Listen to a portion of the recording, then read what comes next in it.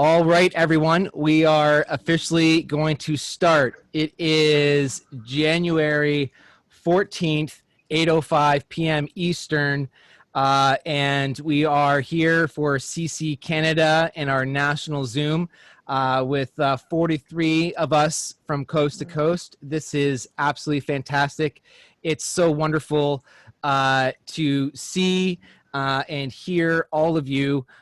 Really looking forward to connecting this evening.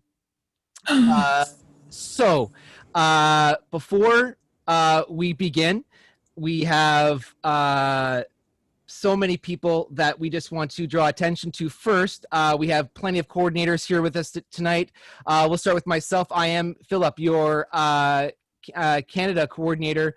I'm here in Brantford, Ontario. I've been doing this since June, and I'm very, very grateful and blessed to have a wonderful, wonderful team with me tonight. We have Louise, the Quebec coordinator. We have Catherine, the Ontario coordinator. Deb and Koji are here, coordinators of Alberta. We have Lara here, the regional coordinator of Greater Hamilton area. And we have Roland here, the coordinator of BC. Excellent, excellent representation. Thank you very much for to my coordinators for being here today. Next, I just want to be able to cover a couple of housekeeping items. First up, some Zoom etiquette. Please, please, please remember to mute your mic and turn off your cameras if you wish. This will be recorded and put onto MeWe Pro and shared to other social media platforms like our guest's platform tonight, Lesley Mitchell-Clarke. Very excited to have her with us tonight. So please, please, please mute your mics. Get ready to have a wonderful chat, and you can do so by asking questions in the chat, and we'll be getting to everyone's questions as they come. So when you think of a question, if something comes up, you don't have to raise your hand and keep your hand raised the entire time hoping to get in or maybe forget your question. Throw your question right into the chat and we will get to it. If we can, we'll answer some questions from some hands raised, but please, let's try to keep our questions within the chat and get everyone's answered. Next up, this is a safe and respectful space. We're here to learn.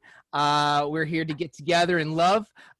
So please listen with your heart, interact with your heart while we're here this evening. Just a couple of dates I wanted to throw by all of you before we get started, just so you remember. Upcoming right away, we have our CC Canada meditation group happening this Sunday at 1 p.m. Last week, we did a breathing meditation to start off, and this week we're going to be doing a grounding meditation. And then following, we have a great little series coming up where we're going to be doing a two-parter on auras. We're going to be first defining your aura, and then we're going to be protecting your aura. So if you are interested in meditation, in learning, and all that stuff, all that esoteric knowledge, please, please, please join us on Sundays, 1 p.m. Eastern Time, 10 p.m. Pacific. Very, very quickly, January 30th, we have the CC Canada Coordinator Workshop, 1 o'clock p.m. Eastern, 10 o'clock a.m. Pacific. If you're interested in being a coordinator, if you have questions, if you are wondering about maybe being a group leader for your community, this is the Zoom to attend. We're going to be answering all of those questions. We're going to be going through all of those details. So please, if you are interested in taking the next step in your membership, this is the Zoom to attend, January 30th, 1 p.m. Eastern, 10 p.m. Or 10 a.m. Pacific. The very next day, something very special, January 31st, we have a CC Canada and a CC Germany Zoom meeting. We've done a couple of these before. This is another one, and this one is going to be mainly in English. So please, if you are interested, come out and join us for some country mashup. And to go along with that, a brand new event coming out in February, CC Canada and CC South Africa Zoom gathering, 1 p.m. Eastern, 10 a.m. Pacific, February 13th. There are so many other Zooms and in events that we have going on. I'm not going to list all of them. They are all on our MeWe Pro CC platform if you are on there. If you are not and you're new and you ask to be on MeWe Pro, invites will be coming out tomorrow. So expect those invites in your inbox. Cross fingers, not in your spam box, but just to be sure, check that spam box for that invite so you can get on MeWe Pro. Those invites are time limited. So please, please, please check those your inboxes this weekend. I'll send out a notification once those invites go out. All right. So that covers a lot of our housekeeping items. First, before we get started tonight, we're doing some energy work. And so it's really, really important that we do some protection, we do some grounding, and we really get ourselves in the right frame of mind and in right alignment to work together. So how do we prepare for these higher frequencies? We're going to use some visualization techniques. We're going to do some meditation. We're going to do some grounding, and we're going to use a protection script done by the coordinators here, and with a recording that we've had. It's only 4 minutes long. So I really encourage you just to loosen up your muscles, get relaxed, and get comfortable. Put all of the distractions aside, put all of the storm that is happening amongst us right now. Just put that on pause and let us just be together in love, and let us protect each other as we work with each other tonight. 1 second, and we're going to get the meditation started.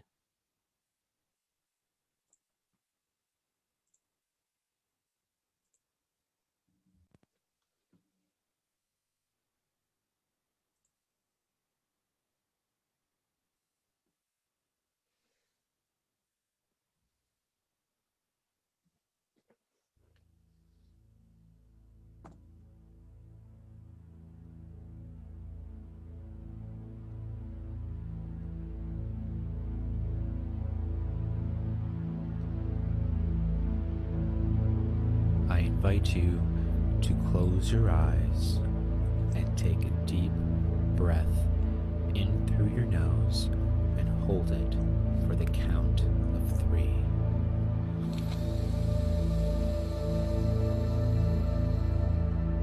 Now exhale through your mouth for the count of 3.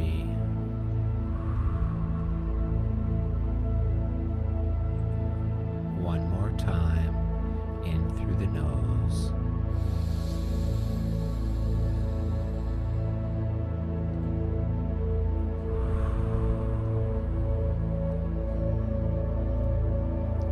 Allow all the experiences of the day, both good and not so good, to fall away from you with that breath.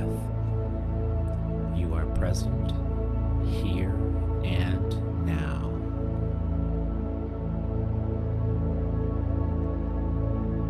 Envision around yourself an orb of bright platinum energy, the brightest light you have ever seen.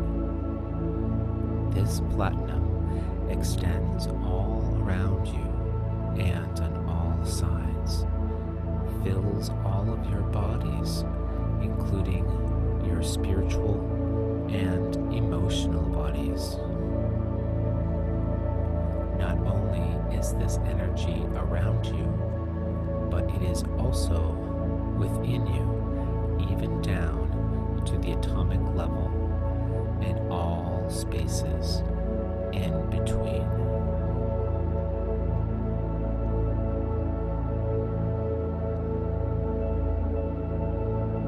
Dear One Infinite Creator, Creator of all that is, please send to us the highest vibrational forces to keep us safe, focused, and positive in our intent in this time and space, and to protect us and all those we share this experience with. May all of our communications be protected and shielded from all negative interference. Through all directions of north, south, east, and west, earth, sky, and heart, we direct the four corners to be sealed in eternal light of unity and oneness. We invite our Christ consciousness and star families to help guide us in all that is in the highest expression of our purpose this evening. I am the one infinite creator. I am sovereign. I am free. We are impenetrable and invincible. Blessings be upon all of us. Om.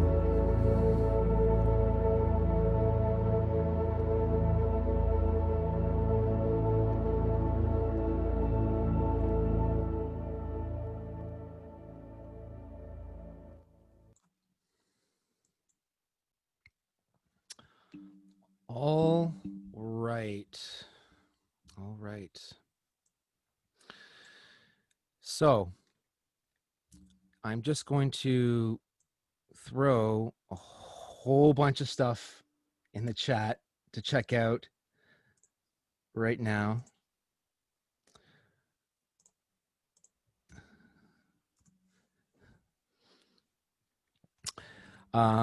Okay, so you all can check those links out as we invite and welcome our guest this evening, Lesley Mitchell-Clarke. She is a Toronto, Los Angeles, and New York City-based board-certified clinical master hypnotherapist and NLP practitioner who specializes in working with individuals who feel that they have had experiences with extraterrestrial, ultra-terrestrial beings. Most of this fascinating work, as well as metaphysical therapies such as past life and interlife regression, take place at Lesley's Toronto-based hypnosis clinic, and the link is there in the chat.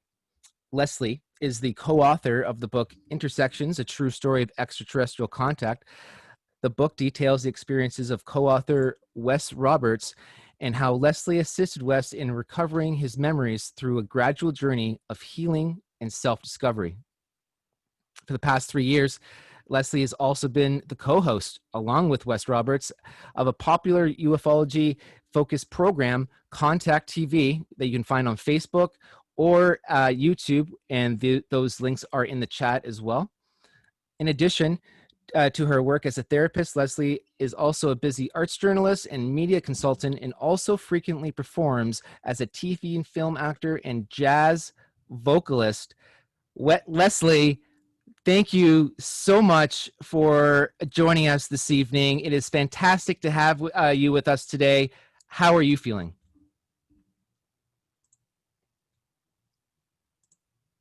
Myself. There we go. Thank you, Philip. It's such a pleasure to be here. And I just want to say good evening to all my friends. Bonsoir, mes amis.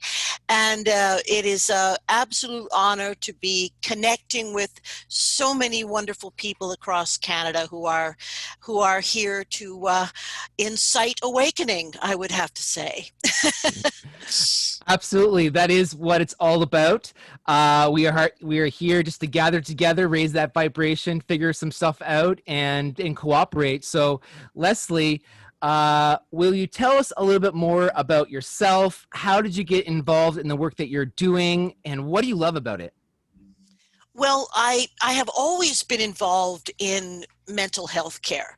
Even, early at university, I worked in a state mental institution and became a psychiatric technician eventually. So there's always been kind of a push me, pull you between the arts and the medical for me. At any rate, after a very or amidst a very busy career, particularly as a media consultant, um, I felt kind of lost. I'd always had what you would call extra paranormal experiences. I'd always seen spirits. I'd had a number of things happen to me. I was kind of tuned in, and I was at the point in my life where I wanted to do something much more fulfilling than what I was doing. And my my husband, bless his heart, bought me a past life regression with the woman who would later become my teacher and mentor, Dr. Georgina Cannon. And after that experience of having that past life regression, I knew that that was the work that I needed to do. I just knew it in every cell. And it was also as if I knew how to do it already. And certainly hypnosis is ancient in the extreme. I mean, even by our recorded history, which is just a dot, it's 6,000 years old, and certainly goes back, in my opinion, to other pre-Diluvian cultures. But at any rate, I felt that I knew how to do it. And now it was quite a number of years between learning how to be a hypnotherapist and then finally being, I would have to say, maybe experienced in regression techniques sufficiently to work with experiencers. So I was into my career as a hypnotist probably about 5 years or so before I really felt that I could work with these individuals. Now, I must say, once I thought about doing that kind of work, um, people just started to find me. It was almost effortless. It wasn't like I advertised what I was doing. It was, I guess it was in part by referral, because at the various clinics where I worked, if any individual came in with those types of issues, I made it clear that they should immediately be given to me. So, so that's how I started first getting my feet wet. Probably was through the clinic referrals. Now, ultimately, after several more years of specific work with experiencers, I became affiliated with MUFON, and particularly Kathleen Martin's experiencer research program. And so I am constantly referred uh, possible experiencers through MUFON. In other words, people who have actually made reports and what have you. And I think it was about 3 years ago that my first book came out, which I wrote in collaboration with a really amazing individual, Wes Roberts, who came to me when he first suspected that something unusual was going on. And so it's really really a unique, intimate view of his process and how we were able to recover his memories and alleviate fear and trepidation and that kind of thing. So that's kind of my little story in a nutshell. I go into more detail in my book. I have had a couple of unusual experiences myself. I certainly wouldn't claim to be an experiencer in the sense of having interactions and being taken on board, but I have had some visual, sightings. So anyway, that I am just so pleased to be here and really to demystify the process of hypnotic regression and to talk about how it works and maybe why it works.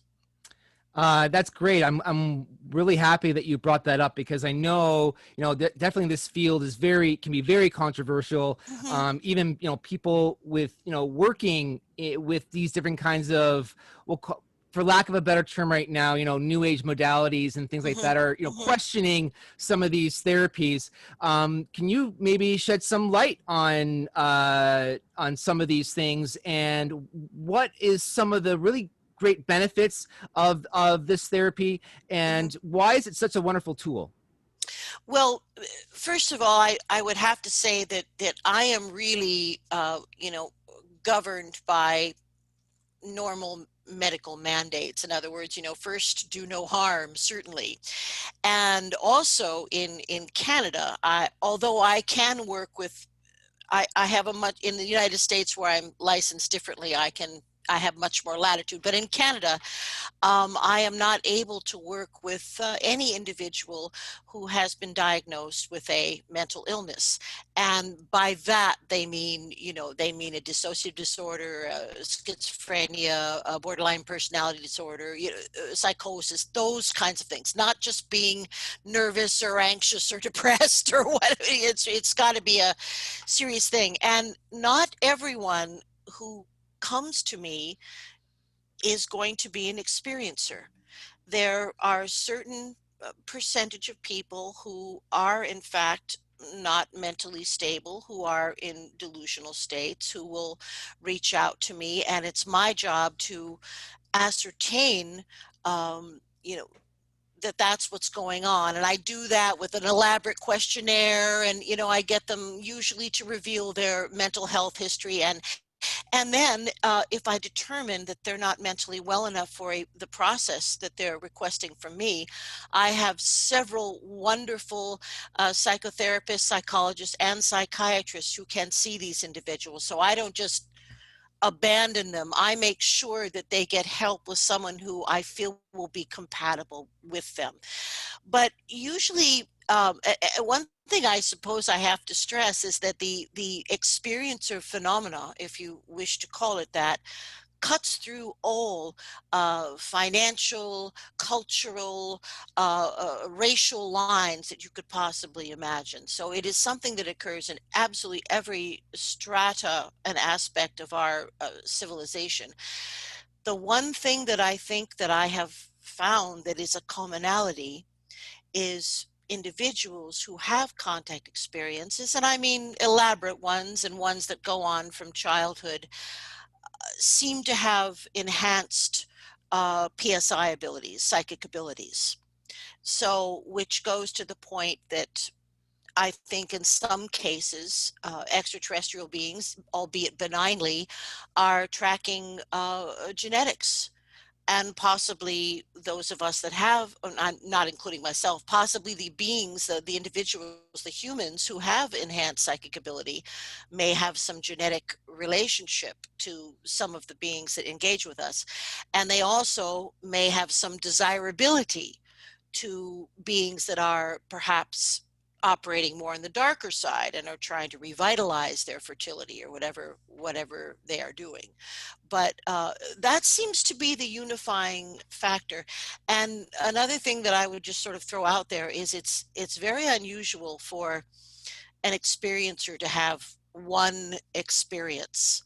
I mean, say if you have a conscious or a partially conscious partial memory of something that occurred maybe when you are an adult, um, the likelihood is that you have been an experiencer, all of your life, and certain memory suppression techniques have been used so that you can exist in a more linear fashion with the rest of the Homo sapiens sapiens.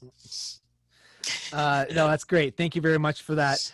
So you were touching on it just a little bit, the past life, interlife regression. Mhm. Can you just we don't have to go through a demonstration or anything, Mhm. but can you just walk us through what maybe that process is of healing, why that takes such a long time to go through, why, obviously it's going to take many, many sessions to process and go through that information to Mhm. heal that Mhm. trauma.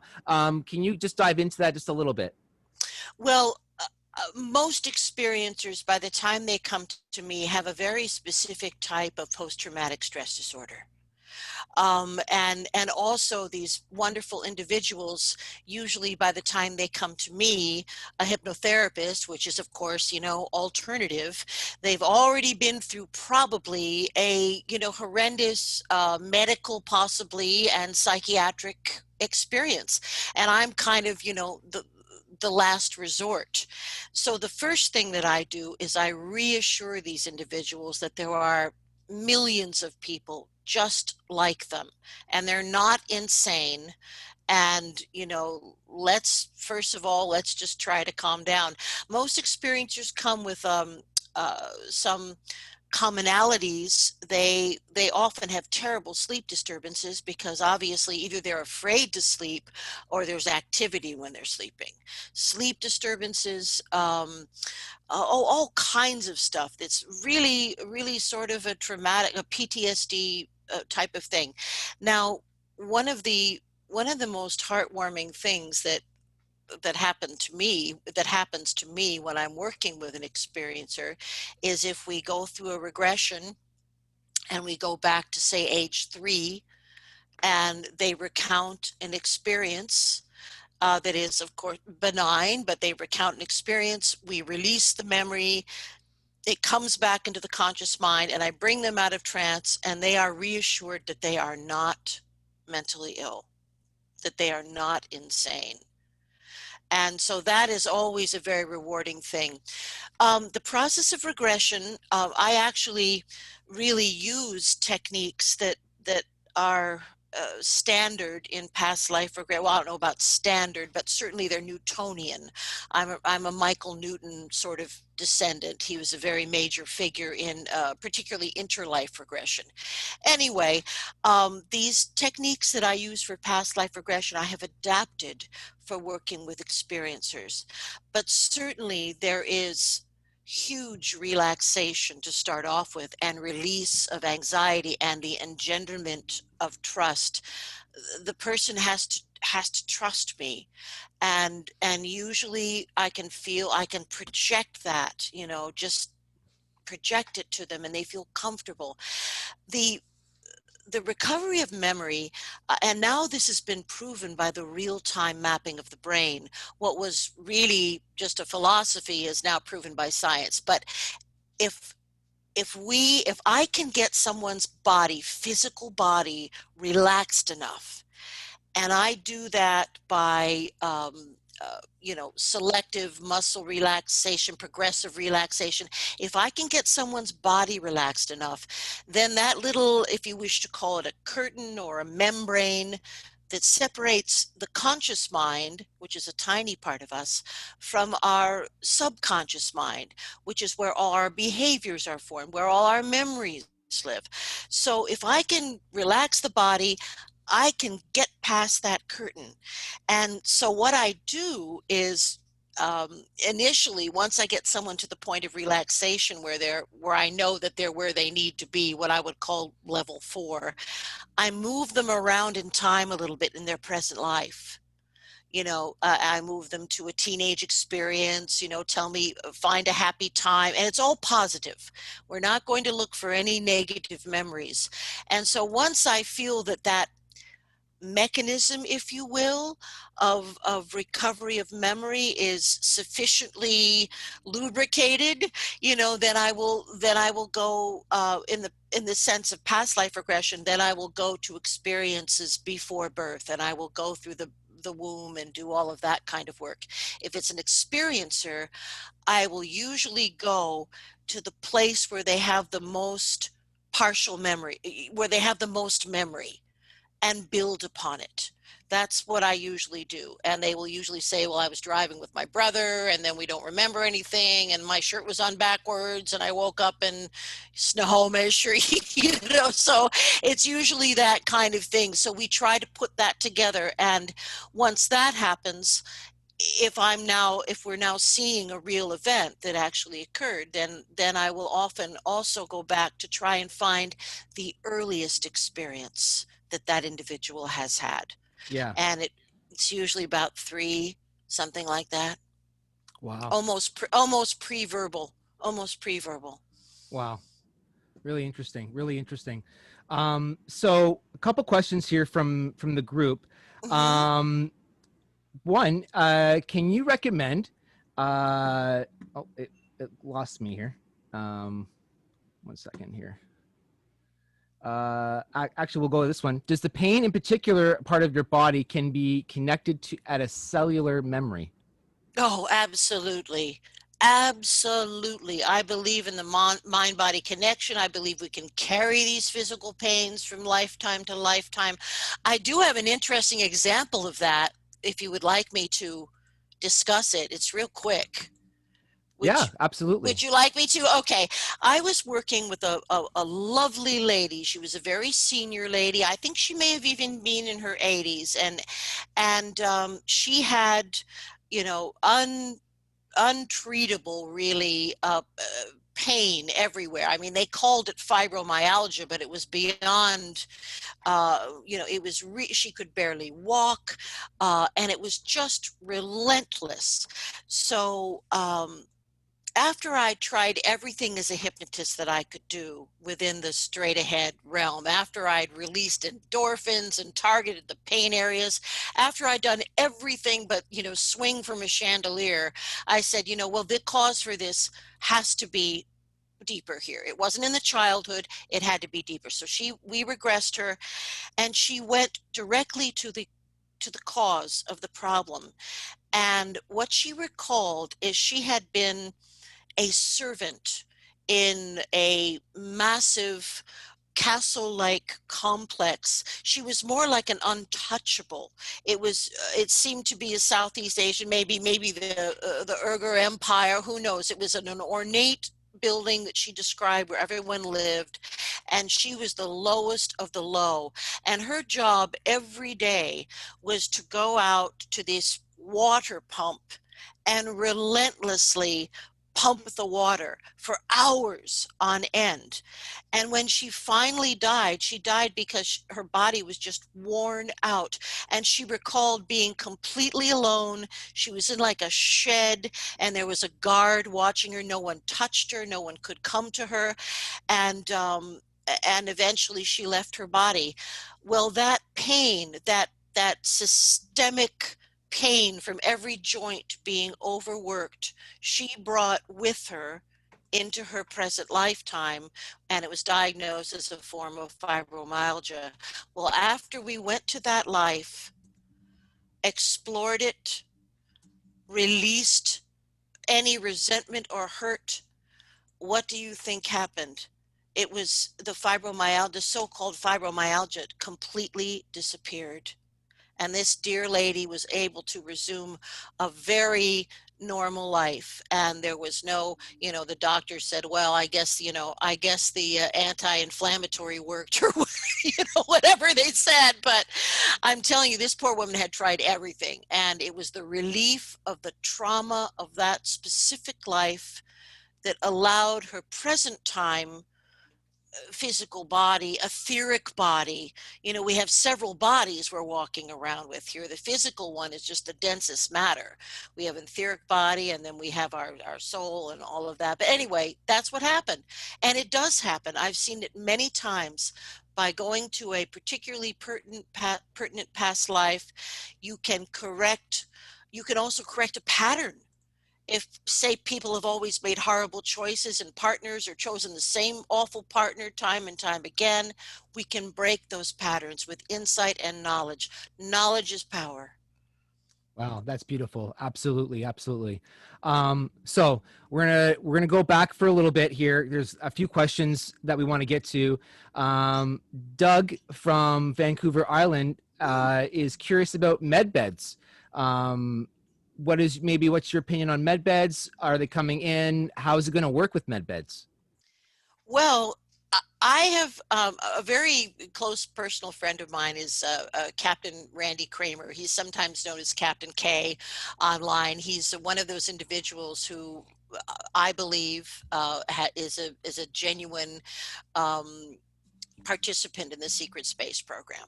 And, but I know that he has been telling me that the med beds are coming. He's been telling me for 3 years.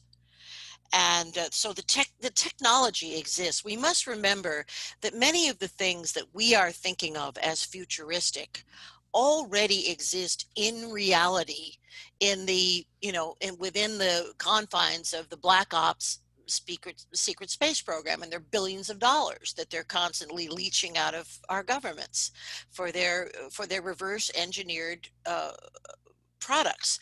So what we're talking about is I think that there may be some intention to leak in some more sophisticated reverse engineered technology before we actually have full on disclosure.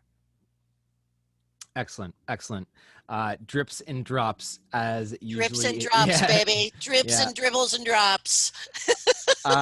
Excellent. So we have a great question from one of our members all the way up in Hay River, Northwest Territories. Ooh.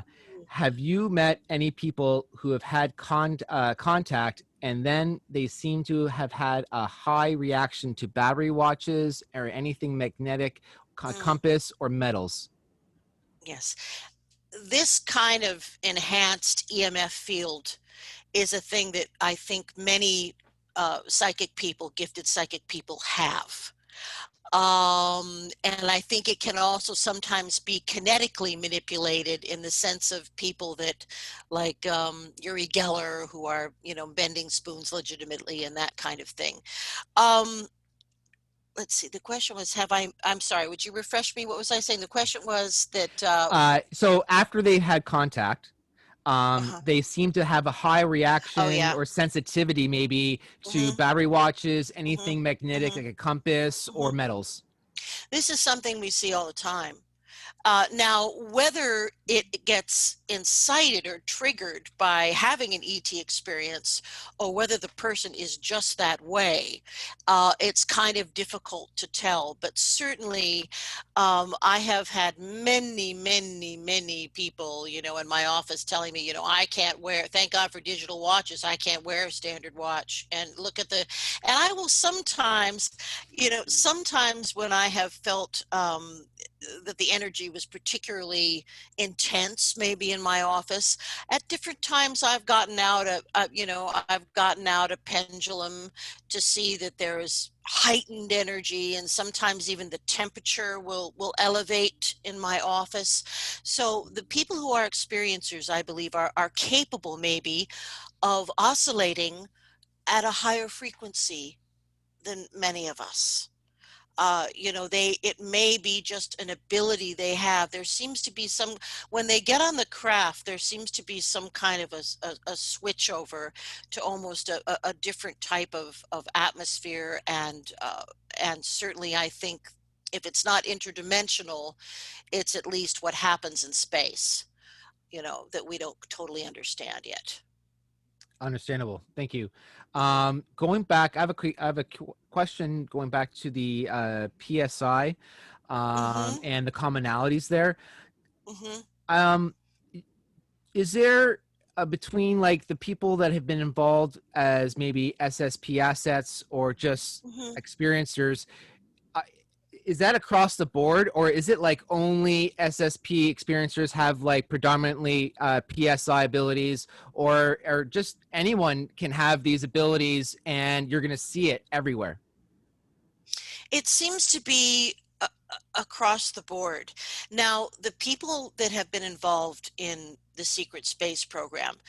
I believe that they're selected not only for their PSI ability, but there also seems to be a great intergenerational involvement there. In fact, many of the individuals who I work with who have that experience are from military families. They were in the DO line in these areas, and their fathers, they're not really sure what their fathers did, within the service. So I have often, and this is a very dark thought, but I have often wondered if there was some complicit behavior between the parents of these special children and the military. I don't really know. Now, some of the people that I work with claim in this who are these types of experiencers claim that they were told that the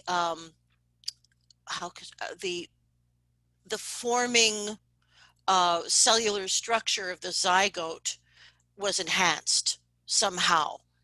And and in fact, these are the children of like 3 people, which we've only recently discovered is possible. And in fact, I think it was my beloved Montreal, where the scientists there at the university have discovered that indeed you can tinker about with genetics and create an individual that has 3 parents. So it's kind of like that. So these enhanced abilities, I think sometimes they come from this type of, I'm not going to call it insemination. It's an invasion, but I don't think it happens in the way that we think of as an invasion. I think that they are able to alter, enhance the forming fetus in a way that is not traumatic for the mother or for anyone.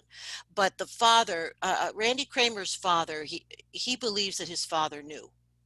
His father is passed, but he believes that his father knew what was going on. So we have that kind of a commonality. So, really, we are a hybrid race. We are the aliens.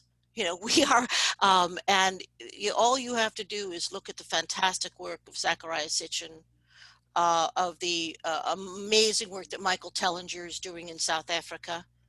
And now with our sophisticated LIDAR, beginning to open our minds to the things that guys like Robert Schoch have been saying for decades, I think we're now being able to open ourselves up and break out of our global amnesia.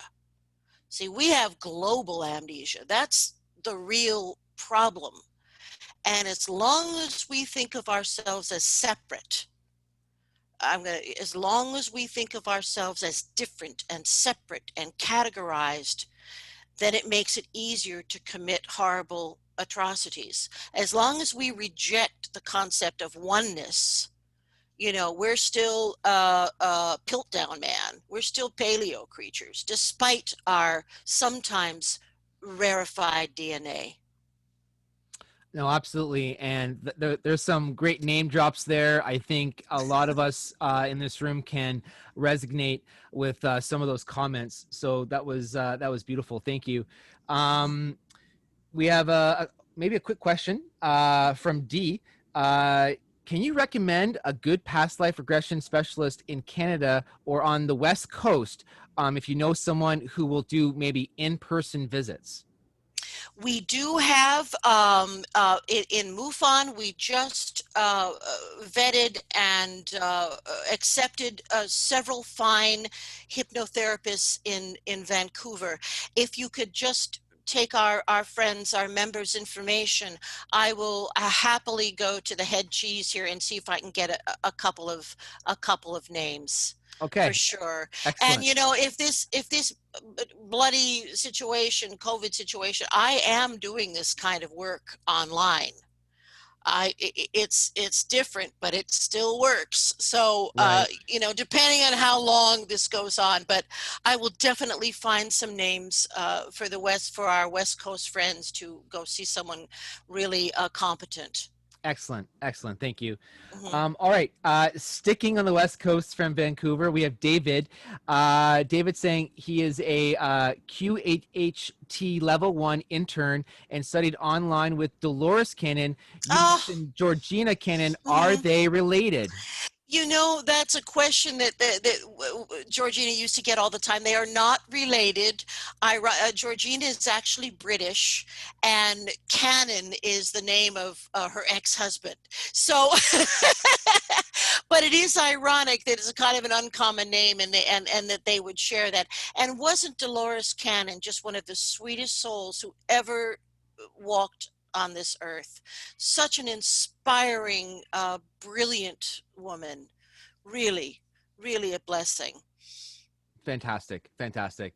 Um, Vicky wants to know, uh, is it more common for your clients to be RH negative?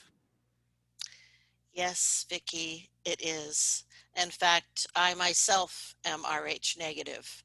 It Rh, I mean O negative. O is the original blood type. I mean, they know scientifically when different blood types came in. We know this through the DNA research. But um, the thing about Rh negative blood is our blood vessels lack a coating that is common to all other creatures, mammals on the earth. So it is very unusual. There are certain populations that also have a really dramatic rate of Rh negative, of O negative, and one of them would be the Basque people. They have upwards of 80–90% of their population, partly which is in right, the Pyrenees, the frontier between Spain and France. That's a huge high percentage. Who are the Basques anyway?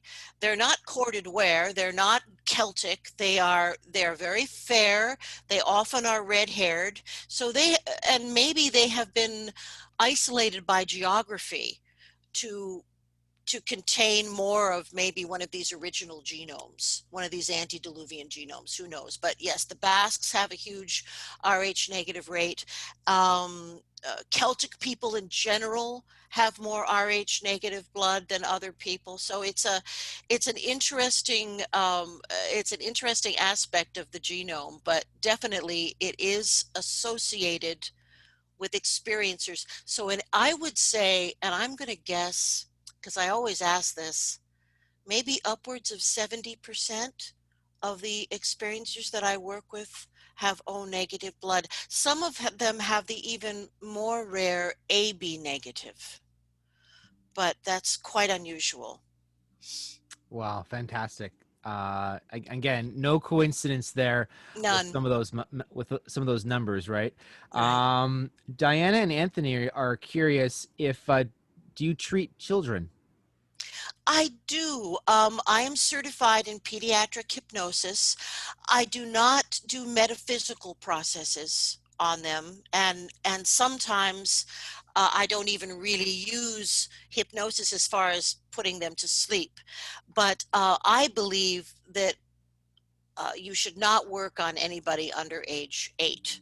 Now, there's no law about that, but that's what I believe. They have to be able to focus. Part of it is about the ability to focus. And, I just don't think you should mess around with kids' heads until they're 8. Anyone who remembers the history, there was an atrocity. There was in California, there was a case called the McMartin School case. And a social worker who wasn't even a psychologist or psychiatrist got a bunch of kids and implanted a whole bunch of ideas and ended up destroying many people's lives who were completely innocent. And it was through the improper use of hypnosis on small children. So my personal guideline is age 8, but even within that, most of the things that I work with are things like bedwetting, what's some of the other, maybe eating it's things like that, kid stuff. So sleeping through the night, I don't get into any metaphysical processes with them generally, but it can happen that it just pops up. Sometimes kids, because they're so close to where they've been, sometimes they have talked to me about their other families when they were in a receptive state. So it's possible that it can just sort of pop out, even if you get them into a receptive frame of mind. Fantastic. That's absolutely wonderful. Thank you. Mhm. All right. Uh, Jumping around here a little bit, we're going to go back to SSP. Norman is curious. Some SSP insiders told us lately that the genetic program or research going here on Earth has stopped. Can you confirm this? Mhm. I can absolutely speak to that, and this is not any top secret or new fresh information, but um, what is generally thought to be true is that following the Roswell crash and the recovery of all the debris and even live beings, that an agreement was made between that particular breed, sounds like such an awful word, that particular type of gray alien. They were grays. They were not necessarily evil, but they were grays. And if you wish to know a little bit more about this period of time, a book I would recommend is Philip Corso's The Day After Roswell. He was there from, ground zero. So first, everything was sent all different places, and any of the technology they had, it went to, the skunk works, or it went here, or the government, or here. And it was a kind of where, and then they put all of this reverse technology under the umbrella of, what did they call it? Foreign technology. The Department of Foreign Technology. Boy, was it ever foreign. So that's how, when we started reverse engineering. Now, the real trouble came into being when Eisenhower, and Laura Eisenhower talks about this. She was on the scene, but Eisenhower made an agreement with the ETs that we would receive certain types of technology, and that's when integrated circuits came in. A lot of the stuff we take, miniatures, a lot of the stuff we take for granted, that all came in then. And the price was that those particular grays were going to be allowed to take a certain amount of human beings for either their genetic material or their research. And Eisenhower agreed to that. And so it was a dated agreement, though. It didn't go on forever. So I don't really even hear about those types of abductions like Betty and Barney Hill in real time. Now, I have people recovering from them, in the past, in their child. I have people recovering from these types of experiences. But I have to completely agree with that deal, that agreement timed out. And those alien beings have been ethical about it. And we don't see these types of experiences now. Fascinating. And that was one of the other questions, was no recent experiences, and you just answered that. So thank you so much. Okay. Deb and Koji are curious, how common or uncommon is it to find that people who, during regression, recall past lives not on Earth or amphibious? That's got to be one of my favorite questions yet, because I was thinking it was something that I wanted to talk about, but I didn't know quite how to get there. We've all heard the expression "as above, so below." Well, from what I have heard from not so much past life regressions, but interlife regressions, which is what we're doing while we're preparing to come in to physical being. There are certain commonalities that people go through in that level of spirituality after they pass out of their bodies. And one of the commonalities is they appear before a council who helps them to understand their most recent life and how they could do better and why they did. Well, I started having people tell me that there were beings on their council that weren't human. They would describe beings with elongated skulls, not so often reptilian beings, sometimes gray, hybrid looking, but there were definitely, ETs within what we would call our afterlife. So the reality is that all souls, are functioning together. And now I have, in fact, also in past life regression, there have been people who have um, cried because they longed for their home planet so much that they didn't want to be here. And that was one of the things that brought to them to seek my help. And sure enough, we get in there and they have had, many lifetimes and somewhere where, very similar human body, but perhaps there's two sons, perhaps they're in the Pleiades, they're Lyrans, but this is this longing to go home to where we came from, I think is a commonality. I see this an awful lot. And it is apparently the case that we can incarnate within a wide range of civilizations. I think the models, maybe for it to work, I think the bodies kind of have to be, two arms, two legs. I think for us to get the most out of it, there has to be a certain kind of a Jeep, that we follow. But in fact, I have regressed people who were aquatic beings, and this has happened more than once. So there are aquatic humanoids, not necessarily on our planet. Maybe they were at one time, we don't know, but there are aquatic humanoids within our soul group. Wow, that's absolutely fantastic. Just some feedback I'm getting here from people saying thank you, that they'll be contacting you. That was Dee. Oh, great. Lori, hope you're okay with me sharing this, Lori. You did put that into the chat. She did a past life regression 25 years ago to understand the conflict between her and her teenage daughter, and it was very helpful to know and to put things into perspective. So really interesting. We're talking about a lot of out there stuff, but this therapy, these kinds of modalities can be used just for some stuff that's going on right in front of our face. Oh, yeah. And we can maybe heal and fix some of the things that have been plaguing us for years. Absolutely. I mean, hypnosis as a medical treatment is all about disrupting negative behaviors, the engrams, the electrical circuits of negative behavior and patterns that we create, and disrupting those, and then creating new neural pathways.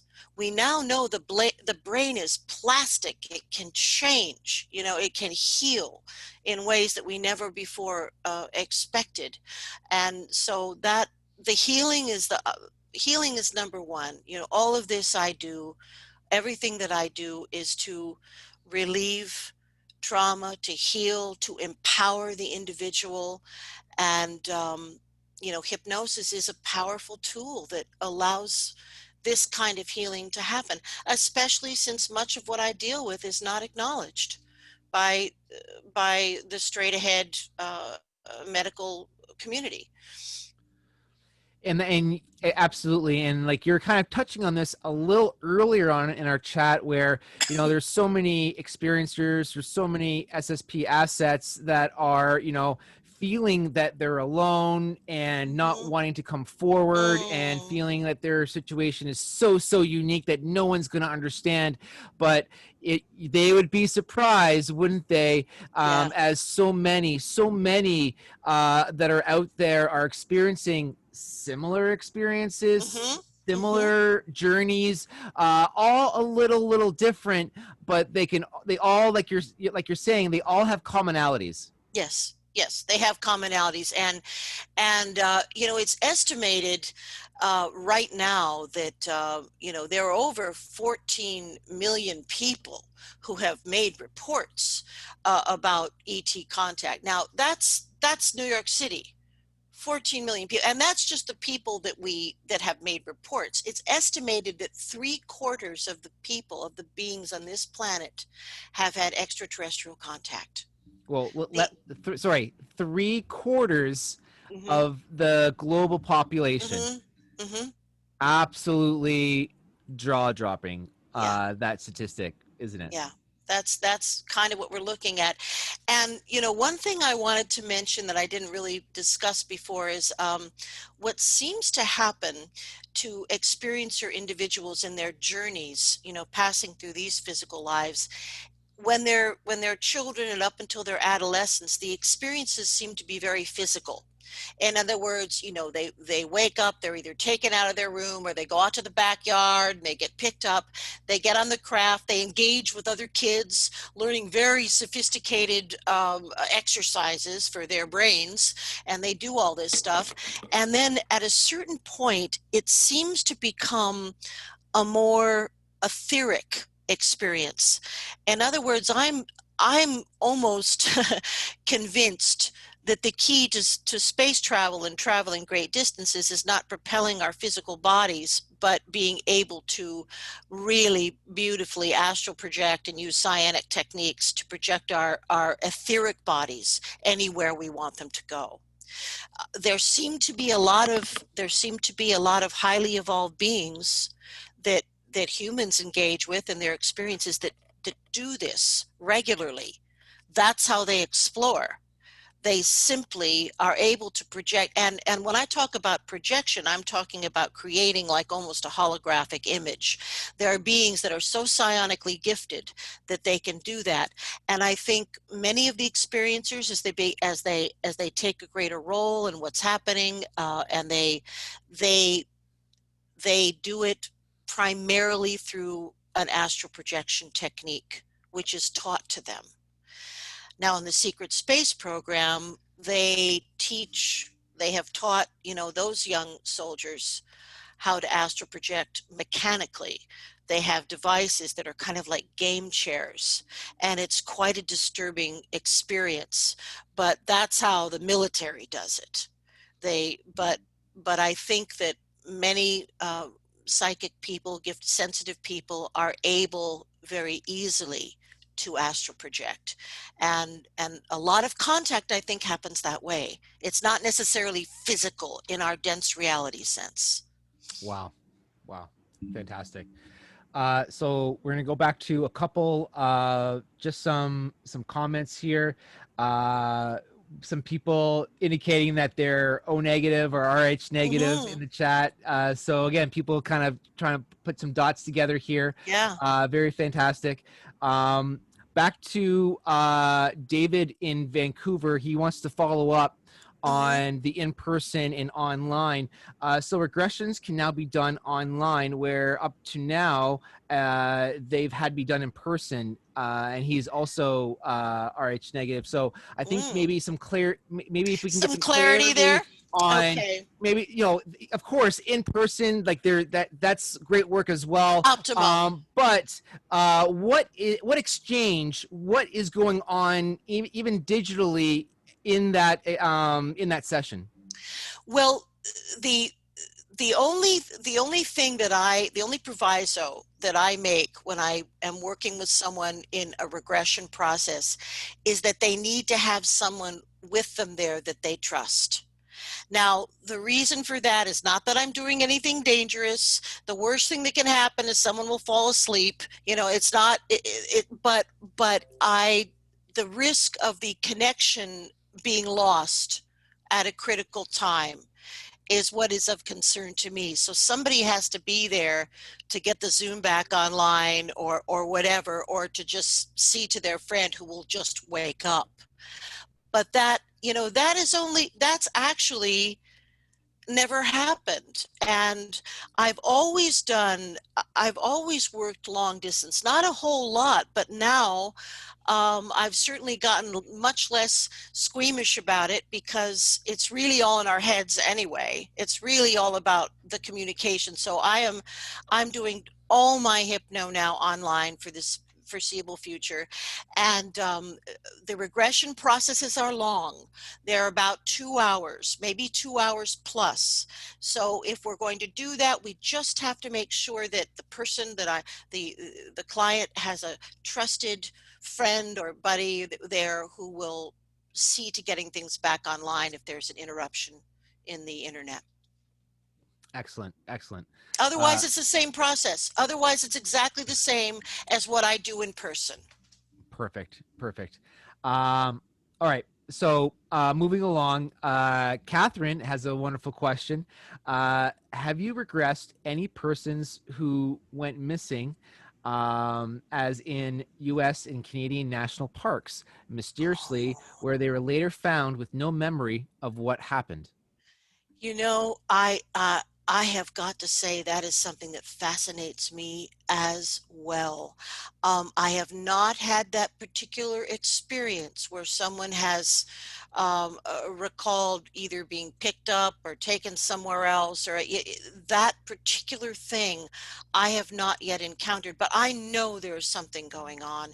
And look at all of those disappearances in the Alaska Triangle, where probably there's a massive underground base there. We all know that, everyone knows that. So it's Mount Hood or whatever it is. So there, no, Mount Hood's in Oregon. I'm sorry, that's not right. But anyway, I have not yet experienced that, but there's a mystery there, and I think it does have to do with people being taken and put back.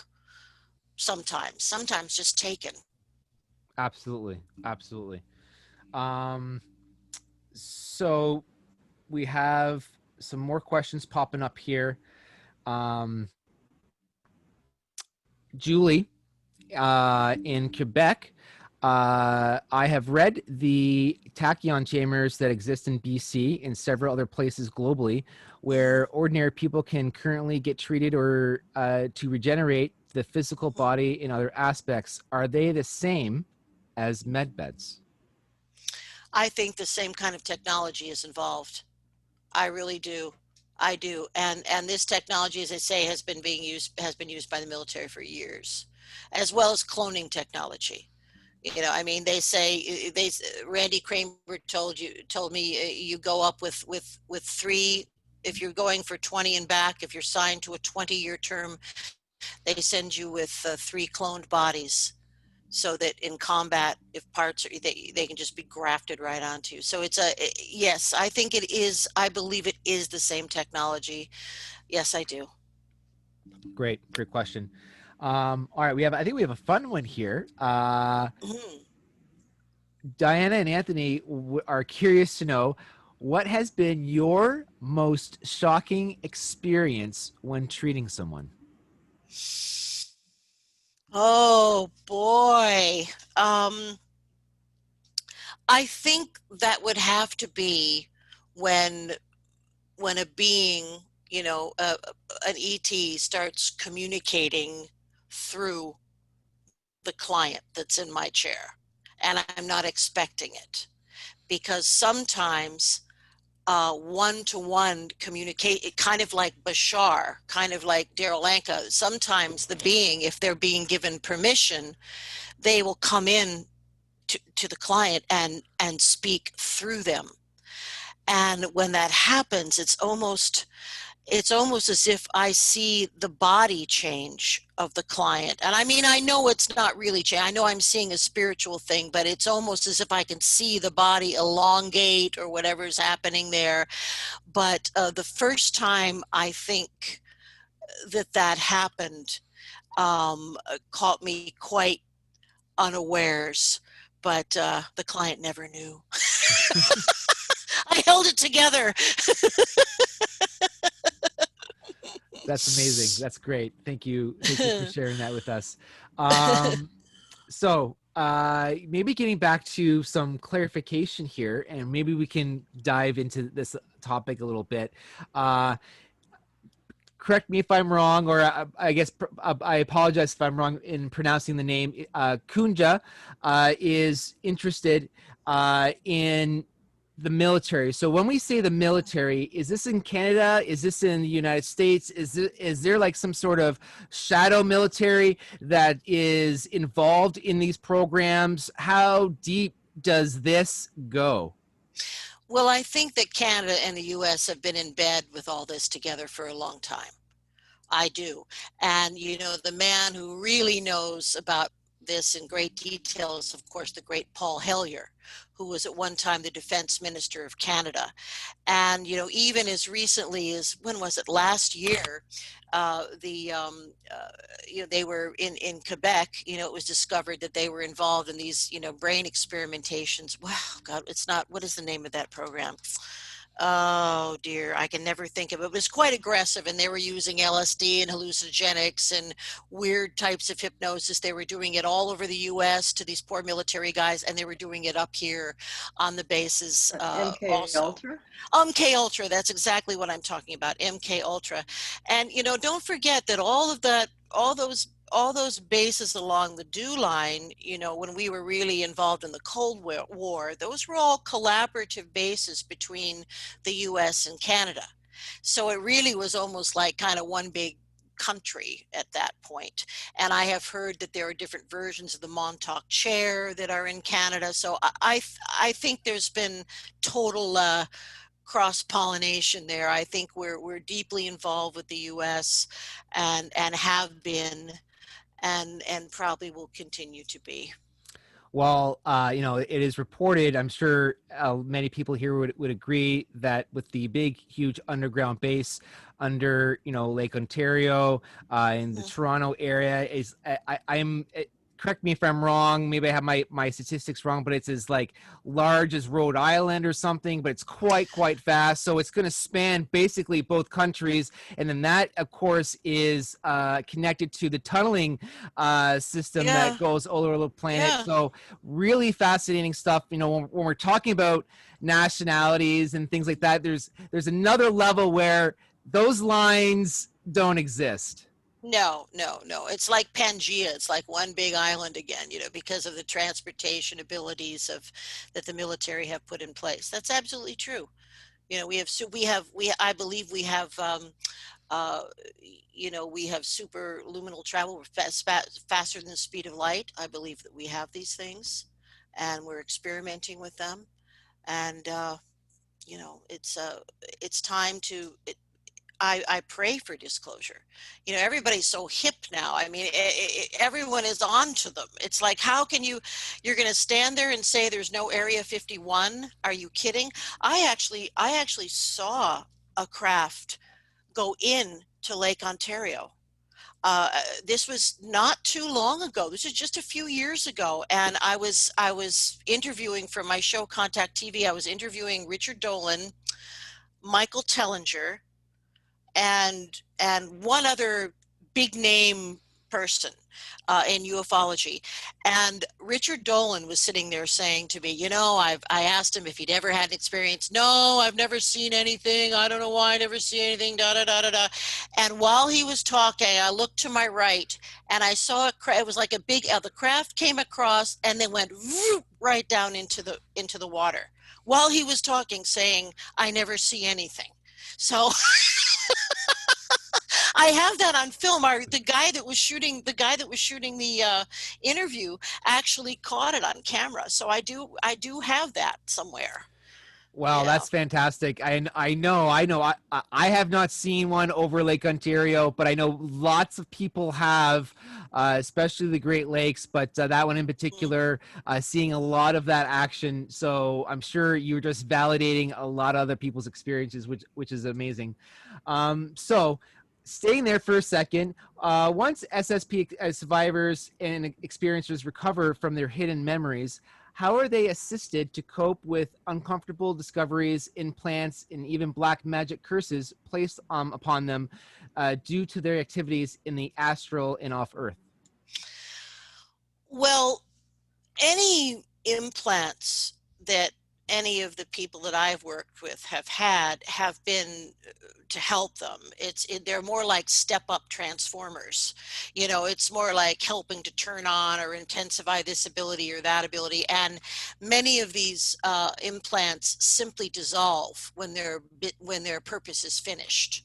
So an implant isn't necessarily a negative thing, and we do have a lot of information. We are using them and have been using them. Those are now and let's see, what did he ask about the implants, and how do they recover after having them Yeah, so removed? you're going through the heat, basically the healing process, Uh-huh. and so how are they assisted to cope with some of these uncomfortable discoveries and that kind of thing, basically aftercare?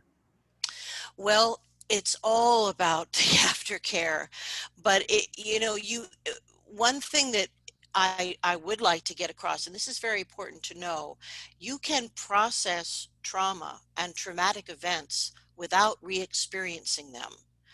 Many people have a very Hollywood idea about, if you're going to get rid of this terrible thing, if you've been raped or something, you're going to have to relive it in my chair, like a horrible Betty Davis performance. It's not like that at all. As soon as someone begins to feel uncomfortable, as soon as they're entering an experience that seems to be, have the potential to make them uncomfortable, or they start showing any signs of stress, I immediately make them an observer. I take them out of their bodies. They can see what's happening, but they're not feeling pain. They're not even relating. They'll say, well, I see myself down there, and it'll be quite unemotional when they're telling me about it. However, processing it that way is absolutely enough to release the trauma of the event. Doing it that way, it doesn't have to be relived in a painful way. So my whole thing is about comfort and healing, and we talk after the session, and I do a lot of healing work along with the release of the information. So it is all about the aftercare, and releasing that trauma is based on all of my experience working in mental health situations. And I release trauma the same way that I do if someone has had an abusive husband and been beaten up every weekend for 20 years. It's the same technique to release the trauma without re-experiencing it, and to allow the client or the patient to see it and process it, and then release it. To process it, understand it, and release it. Absolutely, absolutely. That was from that message. That question was from Catherine. To follow up on that, Dee has a question. Do you Mm-hmm. find that once you clear things from people using your techniques, that other sensory abilities are augmented or realized? Oh yeah. Well, whenever you get stress out of the human body, you're going to have an increase in everything that is wonderful about what we are. Remember that any kind of stress or anxiety or worry or tension, you're going to be leaking cortisol into your system. So one of the things that does is it cuts off short-term memory. So people who are living with levels of stress, they can't remember anything. They can't remember what to buy at the market. The short-term memory is completely truncated. So absolutely, the whole objective is to release these traumas that have stood in the way of the evolution of this individual, and we knock them down like they're walls. I look for all the experiences I can find. We process them, and that means processing mostly positive ones too. So sometimes experiencers have felt so out of control, because they felt as if they have no control. That one of the things I also believe in doing is putting the control back in the experiencer's court. And if they're being awakened at night to participate in this, that, or the other, and they're never getting any sleep, I have them make a deal with the ETs that they're dealing with and explain to them, I've got to have my sleep. I will work with you on the weekends, but I can't do this during the week. They don't always understand sleep. They don't always understand our physiology and the need for sleep and how our sleep stages work. And that's why I also believe that no memories can be suppressed forever. I think it's an imperfect thing that doesn't really work, and it's just a matter of time before any kind of memory blocks dissolve. Absolutely, absolutely. Follow up to that one. Do your clients remember their sessions, or do you relay them afterwards? I allow them to remember everything. I tell them, you're going to remember everything, and you will understand it and process it. But yes, that's very, very important. If any of you dear folks remember, I referred to it earlier, probably ground zero for UFO abduction cases, Betty and Barney Hill. And they were an interracial middle-aged couple. They were coming back from a little trip to Montreal, and they were driving through Maine, and the rest is of course history. But Betty and Barney Hill, they didn't recall their experiences right away. They had a couple of years of a lot of trauma where they had terrible nightmares. They couldn't figure it out. Finally, they went to a psychiatrist named Dr. Simon, who was like the big cheese in dealing with what they then called, oh God, it's in the war. What did they call it? Battle fatigue? Not battle fatigue. There's another word for it. Anyway, that was Shell shock. Thank you. Oh, God, I can't remember a damn thing. I'm sorry. I'm your memory tonight. I've been treating people all day. I can't remember anything.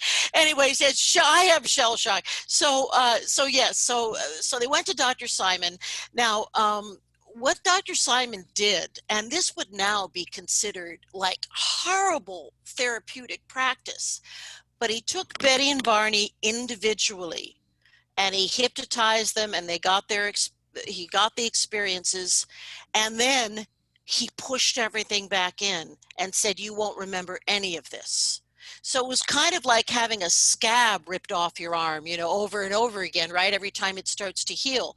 His idea was he wanted to have like a double blind situation where he could compare their stories and that they weren't cross-pollinating their stories. But in doing that, he caused terrible trauma to both Betty and Barney Hill, particularly Barney. Barney died very young, and his niece Kathy Martin told me he was never the same. He was never the same after that experience, and part of that was the way it was handled. But that was then. We know much more now, and there's no reason anybody who thinks they have had an experience should be afraid to explore it, because we can explore it in a completely non-traumatic way. Beautiful. That was absolutely fantastic. We have a few amazing questions lined up here. Some good ones just came in. We are sitting at 9:30 Eastern. I don't know how you're feeling, Lesley. Maybe another half an hour? At the most, man. I can't talk much longer. Okay. I understand 100%. Why don't we get through some of these good questions, and then Okay. we'll wrap it up, because we have some good ones here. So, Okay. Deb and Koji, you must have been in my head, because I've been thinking about this one for a while. They want to know, have you worked with clients who've had fragmented personalities? So, like, if you have maybe multiple personalities, or maybe you've had someone with experiences that had a personality put into them, and then you want to do some work. Is there, what is that like? Is there some disruption where you're trying to regress the actual person, but then the other person comes in? Like, how does that work? Well, what you're talking about is very interesting, because there's an awful lot of evidence that in some military programs, not all, but in some, they actively tried to fracture people's personalities and create a kind of artificial schizophrenia. I have had a couple of people over the years who had what I would call a secondary personality.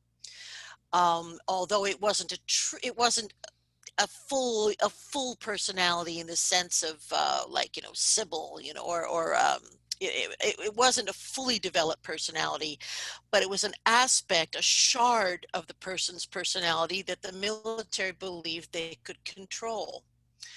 And some of my clients have told me that, boy, this is very hard to describe. I'm going to try. I'll just say, I have a client who has discussed this on the air with other programs, so I don't feel bad about using his name. His name is Carl, and he had a father who was in the military. He was drafted, he was a childhood experience here, also a couple of his siblings, but he's the one that had the long tour of duty. And he told me that in a certain aspect of all this stuff that they did to him when he was a little kid, they literally tortured him until this alternate violent personality emerged. Again, it was an artificial schizophrenia, so it was an aspect. They did the incredible trauma caused his personality to fracture to a certain point. And this other personality was called Alan 653. I don't know why I remember that, called Alan 653. And Carl is aware that there were times where the Alan personality separated in a kind of an etheric body, and not only committed espionage, went in places, was invisible, but also caused harm to people who were politically had to be taken out. So it was a very dangerous, very scary aspect of the secret space program. I don't believe that this happens now, but it certainly did, because Carl is not the only one who's told me about these processes for fracturing the psyche and then trying to control. The problem was they realized they really couldn't control anything. They went through this huge effort to think that they could control some aberrant aspect of somebody's personality that they had unleashed, kind of like a Dr. Jekyll and Mr. Hyde thing, and they had no control. So the whole thing went into the hopper, the whole program, I believe. But there has been terrible fallout from that. I have seen it. I believe that it happened. And my job, what I did with Carl, bless his heart, is for many years, we worked just on, not many years, about 3 years, amalgamating, restoring his wholeness. And he's about 90% there now. He was not even really a functional person, except in a very small sense when we first began working together. He is transformed incredibly, but it was about amalgamating, undoing the damage, healing, bringing his whole self together. So yeah, definitely hard to do in 1 2-hour session. So you can definitely see, as many years as these people have been involved, it's going to take years and months to really heal, to process, yeah. and then even after that, continuing that process as well. So just for those of you that are interested, we did speak to Carl last month, and we did. Really? We do have an interview that we did with Carl that is available for our membership to check out. So if you are, which is a great segue, Lisa, Lesley, thank you. Lesley's worked with Carl. Carl was someone that in the interview said that Lesley has helped him.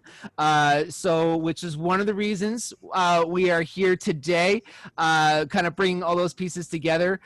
So thank you so much. And everyone, if you are curious to know a little bit more about Carl and his story, and having check out that interview, I did send it out with our newsletters. It is on our YouTube channel. So please have a gander at that very quickly, because that was a great one. This question actually from Louise. Do you take care and heal Alzheimer's patients? The difficulty with Alzheimer's patients is that when they reach a certain point, they can really no longer focus well enough to go into hypnosis. My own mother is deeply in dementia right now. And what actually happens, is the brain shrinks, particularly the frontal lobe.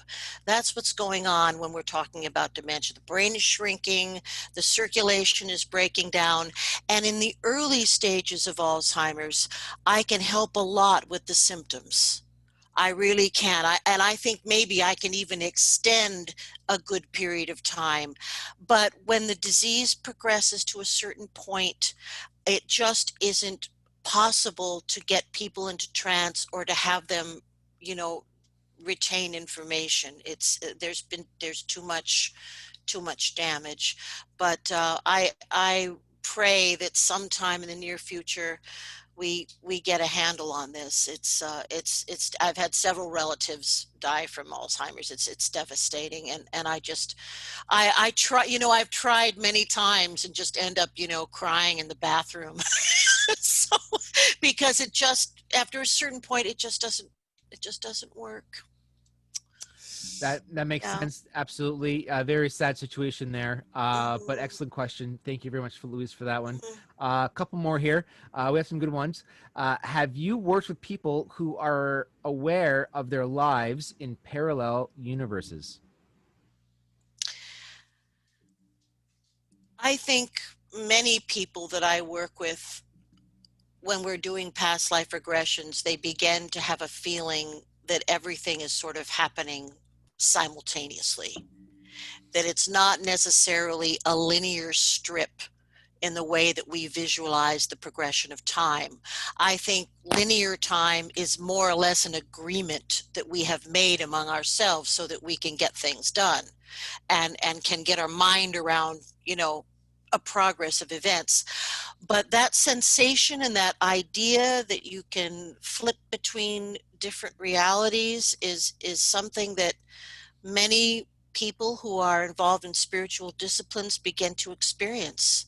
I personally think, even though it's very hard to get your head around it, it's a lot like in the descriptions of Seth. You know, we are recreating our reality all the time, and we are, in fact, ultra-dimensional beings. And I also think that a certain amount of what we see with regard to ET activity are beings that are coming not necessarily from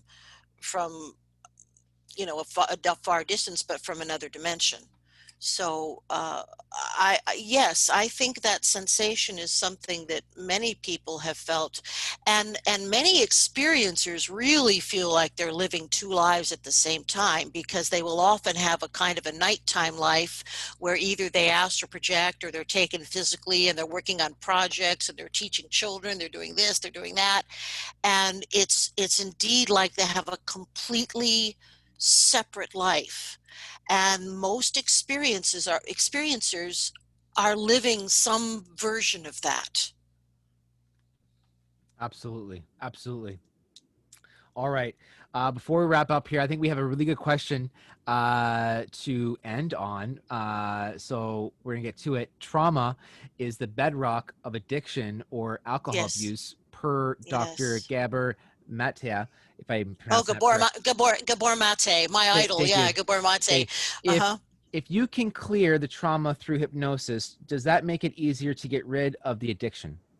Yes. Yes. Because a lot of times addiction is about the shattering of the identity of the child. In abuse, sexual abuse, invariably we see addiction. um, uh, any kind of trauma, we're going to see addiction. And when the person is healed, when they're healed, and when they reclaim their self, then they can overcome these things. Actually, Randy Kramer told, now speaking of addiction, he when he returned from his tour of duty, he returned as a 17-year-old high school kid who woke up in the morning and had, you know, felt kind of weird, but he was a 17-year-old high school kid. So Randy really had a tough road with drugs because feelings and semi-memories and things kept popping up, and he felt unusual. He didn't know why he felt so terrible. He felt traumatized. So he engaged in a lot of drug behavior. And it's kind of a, you know, you would see that also with any servicemen. God bless our servicemen who have seen horrible things, and their lives have been turned upside down by trauma and addiction. Our servicemen, and addiction and suicide, this is a huge thing. So trauma is absolutely my number one enemy. I am after exposing it and healing it. Like a wound has to be cauterized and exposed to the air. And that's kind of how I see it. Absolutely. Thank you for that. That said, Lesley, you've spent so much time with us tonight. Do you have any closing comments or encouraging words for those of us that are healing, that Yes. continue to heal, or maybe looking to heal, or maybe are trying to figure out if we're ready to start healing yet? Yeah. Well, I would just have to say that we are all here for a very specific reason in this point in time. All of the experiencers, all of the people like yourself, the facilitators, the investigators, all of us are here. We are midwives of disclosure, and we are all necessary. And I want to assure anyone out there that no matter how far out you think your story is, I think everyone in the organization is ready to hear what you have to say, and I'm ready to hear it and help you with it if need be. There's nothing to fear. Don't let fear halt your evolution. If you have been taken, you're a special person, and you have a special road and a role to fill in this new era of oneness that I believe is happening. The Zoom call, these are training wheels for oneness of communication.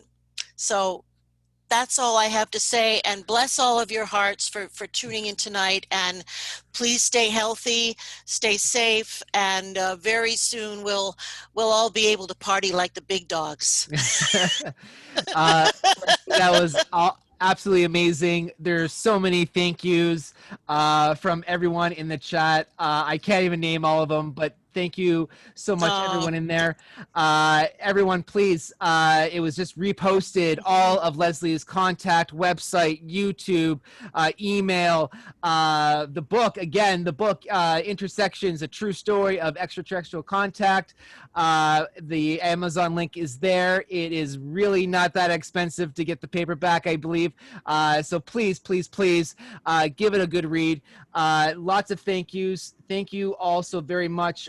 For those of you that are interested, please save the chat. You can do so by going to that more button on the right hand side beside the file. Click on that and then go to save. That will save all the links, all the questions that you can kind of go back to and then maybe do your own research for. That's the whole point. Everyone, thank you for your time and your Thank you energy all. tonight. And thank you, Lesley, for your time and the wonderful answers to our questions. I hope to do this again. Thank you all. Good night.